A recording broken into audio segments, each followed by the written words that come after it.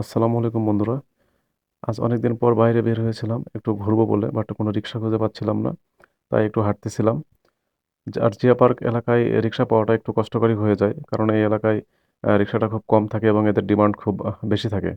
তো রিক্সা খুঁজতেছিলাম, দাঁড়িয়েছিলাম, আর এর মধ্যে দেখতেছিলাম কিছু ছেলেপেলে স্টান্ট করতেছিল। দেখে খুব ভালো লাগতেছিল।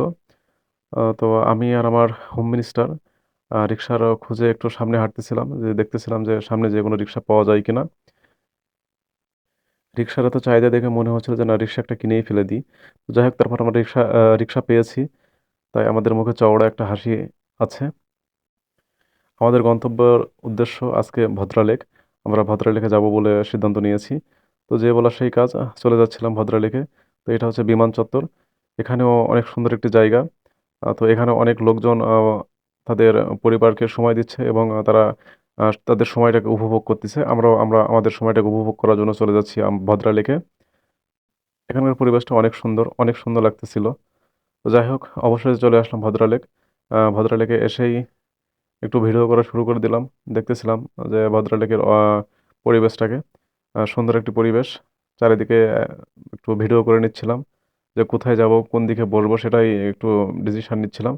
এদিকে একটু নিজের চেহারা না দেখালে কেমন লাগে, তাই নিজের চেহারাটাকে একটু দেখানোর চেষ্টা করতেছিলাম। কেমন লাগবে সেটা মানে আপনারাই বলবেন। এটা আমাদের কিউট রিহান মাম্মা। তা সে এতই খেলাধুলায় ব্যস্ত যে কোনোভাবে ক্যামেরায় ফোকাস করতেছিল না। তাকে অনেক বলার পরেও সে ক্যামেরার দিকে তাকাচ্ছিল না। তারপরে এক সময় তার বাবা জোর করে, মানে আমার দুলাভাই জোর করে তাকে ক্যামেরার দিকে তাকা তাকিয়ে দেয়, এবং সে খেলাধুলায় খুব ব্যস্ত। তো যাই হোক, রিহান মামাকে দেখে আমার একটু খেলাধুলা করার খুব ইচ্ছা হলো। তাই আমি বাবল গাম ফুলাচ্ছিলাম এবং উড়াচ্ছিলাম, সরি, উড়াচ্ছিলাম। তো খুব ভালো লাগতেছিল। খুব সুন্দর একটি ফিল অনুভব করতেছিলাম। আর এই লাইটিংগুলো দেখলে চোখ জুড়িয়ে যায়। তো যাই হোক, বাবুল উড়ানোর পর আমাদের মনে হলো কিছু খাওয়া দরকার, তাই মুড়ি নিয়েছি। মুড়ি নিয়ে আমরা খাচ্ছি। তো এদিকে আমার হোম মিনিস্টারও চেষ্টা করতেছিল যে উড়ানোর জন্য, কিন্তু বাট সে পারতেছিল না। তো যাই হোক, সে অবশেষে মনে হয় সফল হচ্ছে। হ্যাঁ, সে সফল হয়েছে, সে উড়াতে পেরেছে, বাবুল উড়াতে পেরেছে। তো যাই হোক, সেখান থেকে এই দিকটায় আরেকজন মাছ মারায় ব্যস্ত। সে অনেক সময় ধরে মাছ মারতেছিল। যাক বাবা, তুই মাছ মার, আমরা আমাদের মতো করে একটু সৌন্দর্যটাকে উপভোগ করি। এই যে ভদ্রালেকের এই সৌন্দর্যটাই অনেক সুন্দর, আর এই সৌন্দর্য দেখার জন্যই প্রতিদিন অনেক অনেক মানুষ এখানে এসে থাকে। এত ক্রাউড, আজকে এত ক্রাউড ছিল যে কোথাও পা ফেলার মতো জায়গা ছিল না। এই যে দেখেন, এখানে কত লোকজন এখানে আসা যাওয়া করতেছিল। তো আমরাও এখানে গিয়েছিলাম। এখন মানুষ সবসময় নিরিবিলি একটু জায়গা খুঁজে, তো ভদ্রা লেকটা আসলে অনেক নিরিবিলি এবং একটি সুন্দর জায়গা, যা সবার মন কেড়ে নেয়।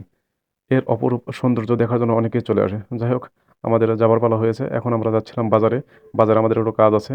তো বাজারে এসেই একটু বৃষ্টি আমাদের হানা দেয়। তো আমরা একটা চা খাবো বলে মানে মনস্থির করি যেন একটু বৃষ্টির মধ্যে একটু চা খাই। তো এই যে চা খেতে খেতে এত পরিমাণ বৃষ্টি চলে এসেছে যে ধারণার বাইরে। অনেক ঝুম বৃষ্টি হচ্ছিল। তো আমরা চা খাচ্ছিলাম আর বৃষ্টি উপভোগ করতেছিলাম। তো এত বৃষ্টি, এত বৃষ্টি, এত বৃষ্টি যে মানে একদম জলাবদ্ধতা সৃষ্টি হয়ে গেছে। দেখুন, সবাই যে যার মতো মানে গা লুকানোয় ব্যস্ত। যাই হোক, আমরা সিদ্ধান্ত নিলাম বৃষ্টির মধ্যেই বাসায় চলে যাব। তো ভিজতেছিলাম আর বাসায় যাচ্ছিলাম। রিক্সা পাওয়া খুব টাফ। 40 টাকার ভাড়া, 100 টাকা দিয়ে আমরা রিক্সা নিয়েছি। নিয়ে এই তো আমরা আমাদের বাসার উদ্দেশ্যে চলে যাচ্ছি। তো বৃষ্টি এতটাই জলাবদ্ধতা সৃষ্টি করেছে। এই যে দেখেন, এটা হচ্ছে আমার শ্বশুরের এলাকা।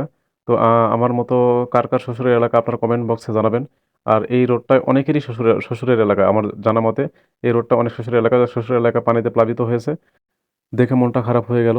তো যাই হোক, আপনারা ভালো থাকবেন আর আমাদের পাশেই থাকবেন। আমাদের ভিডিওটাকে যদি ভালো লেগে থাকে, লাইক, কমেন্ট এবং শেয়ার করে আমাদের উৎসাহিত করবেন এবং আমাদের পাশে থাকবেন। Take care and love.